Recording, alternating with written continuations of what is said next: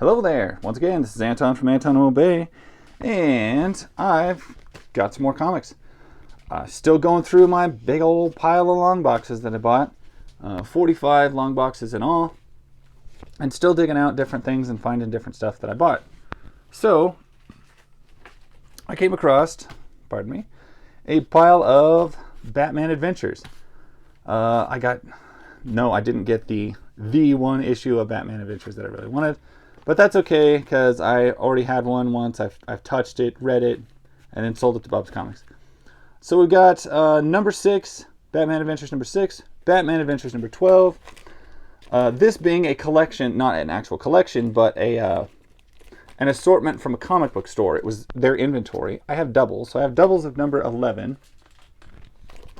Also have doubles of 13, which is okay. I picked up a bunch of X-Men Adventures, which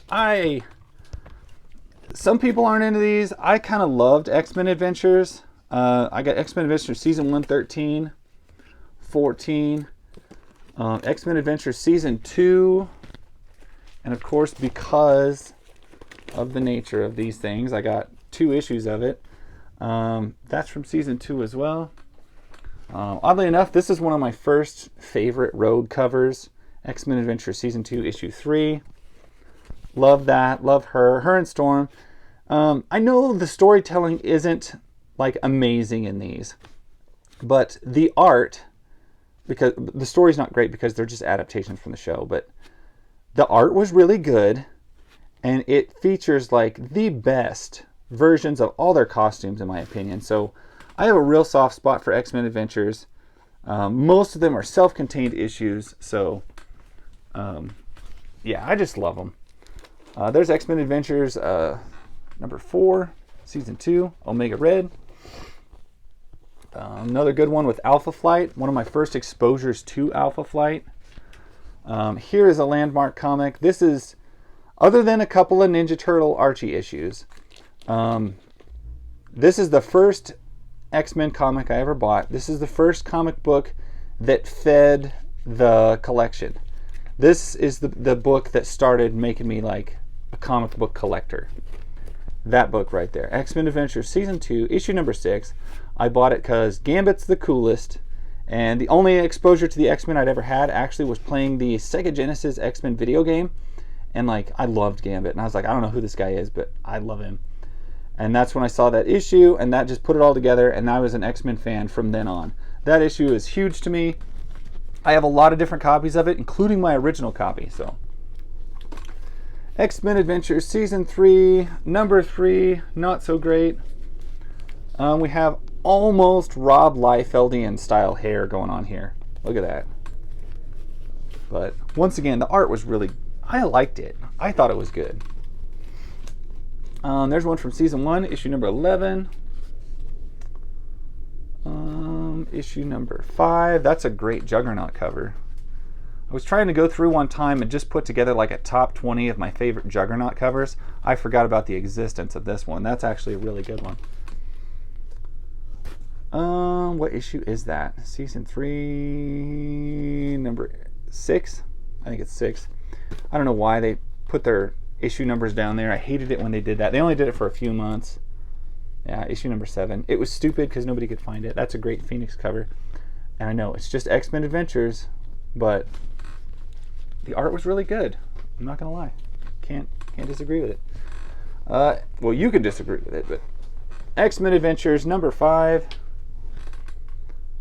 issue number 6 from Season 1, issue number 7, issue number 8. This is Season 3. Pretty sure it's Season 3. They stopped breaking them down by seasons, but they changed the fonts later. Got issue 8 and 9. And once again, every time you see a Rogue on the cover of these, she just looks fantastic. And it's so much of a big deal to me is why I loved this series was, for one thing, these were cheaper than your standard comic books at the time. I think a regular issue of Uncanny X-Men was $2, $1.95. And me being a cheap kid, I was like, I can get a self-contained story with great art for $125. Yeah, I'm gonna do that. Plus, I didn't feel like I was missing out on tons and tons of years of backstory. So yeah, I thought these were great introduction. This was a gateway drug to Marvel Comics and X-Men in general. Issue number 2. Issue number 3. And these were fantastic, absolutely fantastic episodes. Got another issue of that. Ooh, a duplicate of that. Didn't realize I had quite so many duplicates. Then we break into G.I. Joes, which I have a pretty good stack of as well. I'm not sure how these break down with the original series. This is Dark Horse, so I know this is different. But like 152, is this original series? I don't know, you know. That's clearly a Dark Horse. Oh, I remember this guy. This is like G.I. Joe Extreme, which I thought, yeah, Extreme Times call for Extreme Heroes, which I thought those were kind of lame. At least the figures were lame. To me, a G.I. Joe comic is this. And is he trying to kill that dog? That is fucked up. That's terrible. You should be nice to dogs. Even bad guys are generally nice to dogs, or you should be. 146. Okay, I can see that being the same series. I can see the evolution here. I can see how it got to there.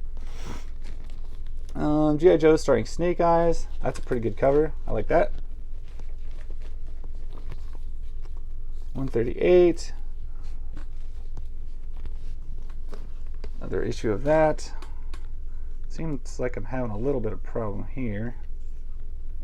Back that up just a touch. Yeah. Wink. Okay, G.I. Joe starring Snake Eyes. Now, I don't know, is this regular the G.I. Joe series? Just starring Snake Eyes? It's not Snake Eyes in its own book. I don't know. Either way, it's got Transformers in it. And anytime you combined G.I. Joe and Transformers, that was a good thing. And yeah. See, this is what I'm talking about. When you buy inventory, you get, well, inventory. 147, a couple of those. Damn, I like that cover. She's freaking grabbing her face, and Lady J is gonna punch the shit out of her. Good. I always liked Lady J. 169 Destro. Number 60. Another number 60. Another number 60. Another number 60. See, I don't feel bad about having doubles of some of this stuff, but when you get into like 4 and 5, then it's like, yeah, we need to move some of these. Number 50. A Real American Hero number 51. Let's see. Number 68. I'm starting to notice a lot of like vehicles. I didn't notice it the first time I flipped through these, because like this has your figures and stuff, or your characters, but when it really starts highlighting vehicles on the covers, that for some reason that excites me, because I know a lot of the thrill of G.I. Joe was actually their vehicles. I loved their vehicles. Got another issue of Extreme, which I think we've already covered, is not very good G.I. Joe. And then I didn't notice this. I had the first issue of G.I. Joe Special Missions, which I have quite a few G.I. Joe Special Missions. I just didn't know I had the first issue. I don't know if there's anything special about it. I don't know if that's a desirable book. I doubt it, since I didn't think G.I. Joe Special Missions was, you know, as nearly as good or popular as some of their later stuff, or I should say their earlier stuff. You know, they're just regular G.I. Joe stuff. And I haven't read any of these G.I. Joe comics, I think, ever. I read the shit out of X-Men Adventures, and I've read a lot of the Batman Adventures, but these I haven't. I haven't really had that many. I've had a couple, but not enough to really put together a big run. So very excited to have these. Gonna probably try and offload some of these extras and these extremes and just various things like that. I got a local guy here who trades me Motu Classics in exchange for stuff, and maybe we'll use that as currency. Anyway, that's my story on these comics. I'm going to keep going through my massive piles of long boxes and to try and find some of the coolest stuff to show off, highlight, and just see what you get when you buy a massive lot of comic books. What's in there? Some of it's been amazing, some of it's been pretty lackluster. I'm not ever going to make a video that's going through like 3 or 4 long boxes of Valiant comics, which I could do, because I do have 3 or 4 boxes of Valiant comics. But I'm going to focus on the cooler books. So anyway, thank you very much for watching. I'll catch you guys later. Bye.